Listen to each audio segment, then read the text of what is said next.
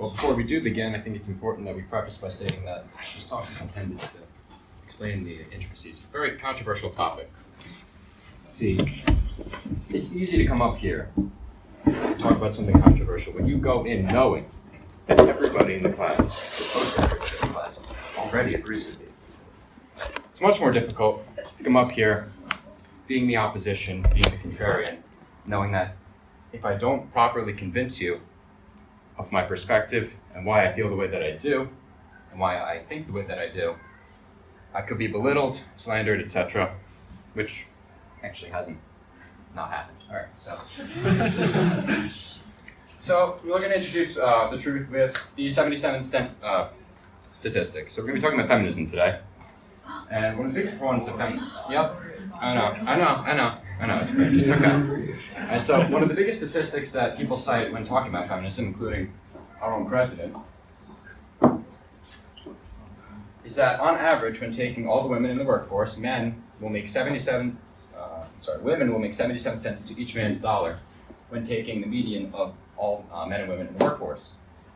This is actually true, and Barack Obama said here, today the average full-time working woman earns just 77 cents for every dollar a man earns. In 2014, that's embarrassing. An embarrassment is wrong. And that's actually true, they do make 77 cents. The question is why? So, we decided to look into the statistics a little bit.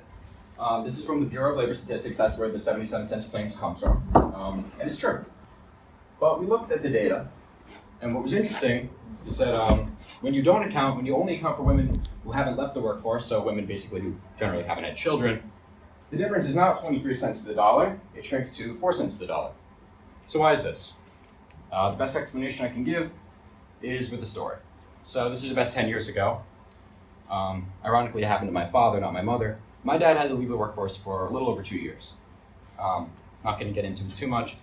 Basically what happened was he had just been promoted to partner at his law firm, which he'd spent almost a decade climbing to that point. And he was making more money than he'd ever made in his working career. A lot more. But things happen in life, and I'm not here to elicit pity, but he ended up getting very sick. There would be months at a time where I would not see my father. And thankfully, he did recover, and he's okay now. But all wasn't the same when he returned to the workforce. He had to take almost a 50% pay cut, and no benefits. So that's a pretty good gauge of what leaving the workforce can have on you, even if you only leave for like 2 years. So imagine women who, they have children, they leave the workforce for 5, maybe 10 years, or even if it's just 2, but let's say you leave for more. You want to raise your kids, you want to raise them up to adolescence. And then by the time, let's say you were 30, you leave for 10 years, now you're 40, you have the experience of a 30-year-old woman who has never left the workforce. Now you're older with less experience. So, employers can it's kind of twisted in the way that it is, but they can, they're not going to pay you as much because you're older and you have less experience. So that's where that comes from. But if you're going to say, well, there's still a 4 cents wage gap. Is that due to discrimination? I don't know. And frankly, I can't know. It could be discrimination, and I really can't prove that it isn't, and maybe part of it is. And we gotta call that out when it's happening. But there are also tendencies that men and women will make or have. Things like men will tend towards the STEM field, math and science, which tend to be more profitable. Again, this isn't always true. You have WISE and you have all these other programs, and women can do great in those fields. I have no doubt about it. And women tend to have a huge advantage in social sciences, but the fact is they're not quite as lucrative.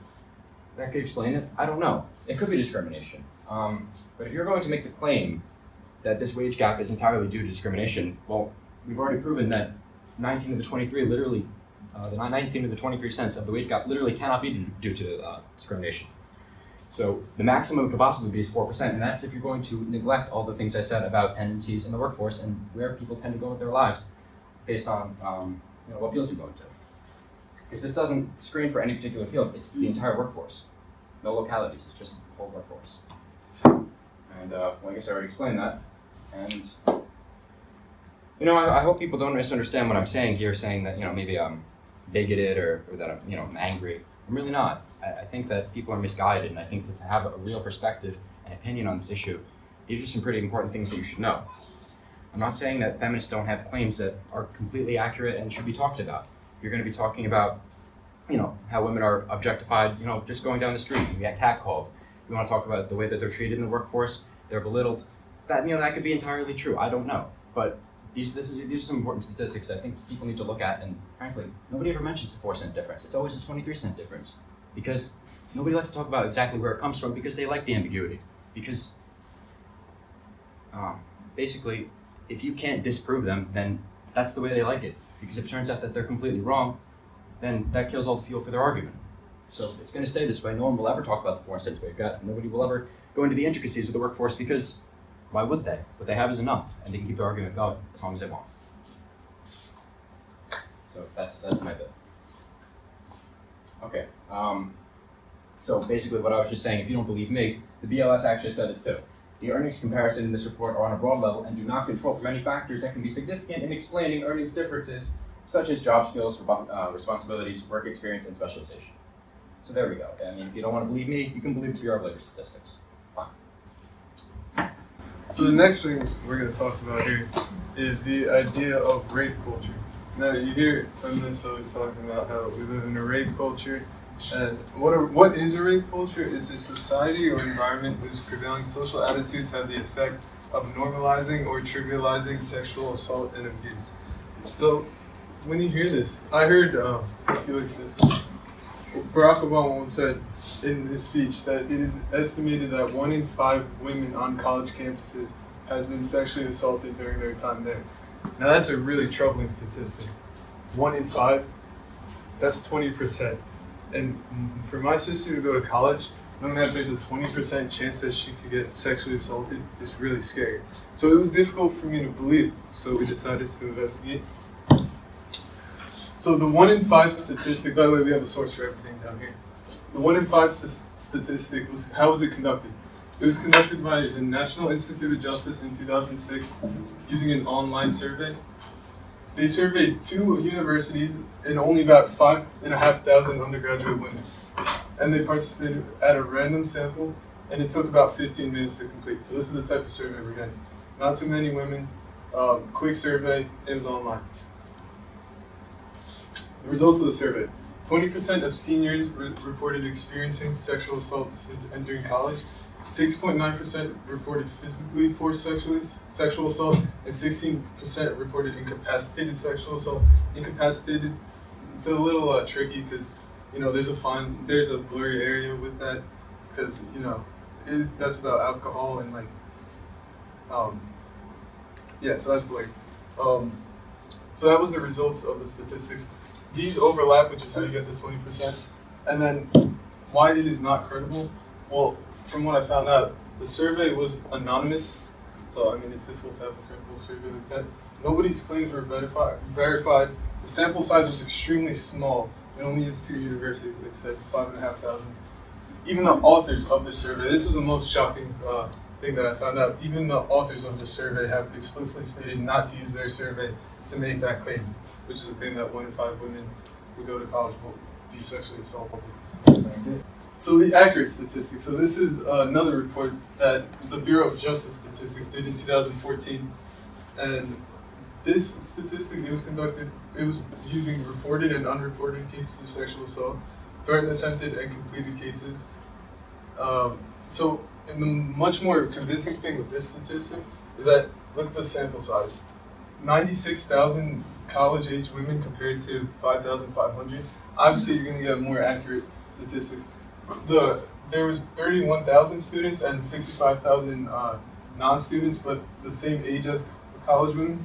And what they got was the total, that approximately 1 in 64 will be sexually assaulted. Yeah, 1 in 164, yeah. But that's opposed to 1 in 5. Yeah, as opposed to 1 in 5. But that's, the 1 in 5 was just for the, 1 in 5 was just college, women in college, and this is college-age women, 1 in 64. So when you're looking at the women in college with this statistic, they notice that women ages 18 to 24 attending college have about 25% lower chance than their non-student counterparts. So in fact, college is actually a safer place for women. College campuses have become safer for women in the last few decades based on the decline in rape and assault by 50% since 1997. So there's a decline. And for the women in college, according to this statistic, the Bureau of no, Justice. Or justice. Yeah. Department It's of Justice. yeah. It's 1 in 52 right, as opposed to 1 in 5. This is with the larger sample size, so this is more credible. So whenever you hear the term 1 in 5 women, blah blah blah, it's hard to believe it. You know, after doing this research, it's hard for me to believe it. It was already hard. Because why would you send your daughter, why would my dad send his daughter somewhere where she could get raped with a 20% chance? So this is much more credible. It's like 2%. As you can see, in the rate of rape in the U.S., it has been decreasing over the past couple of decades.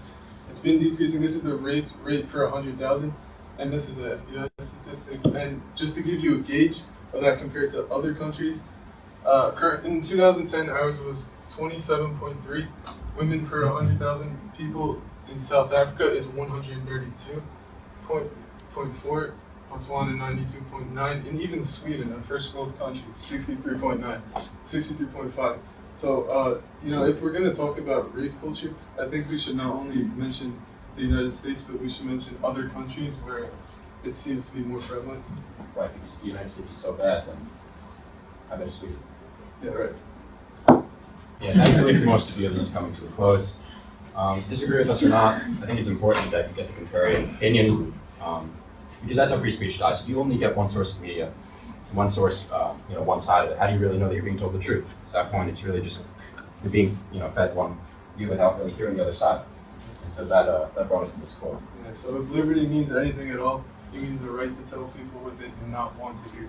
So that is our presentation. Yeah.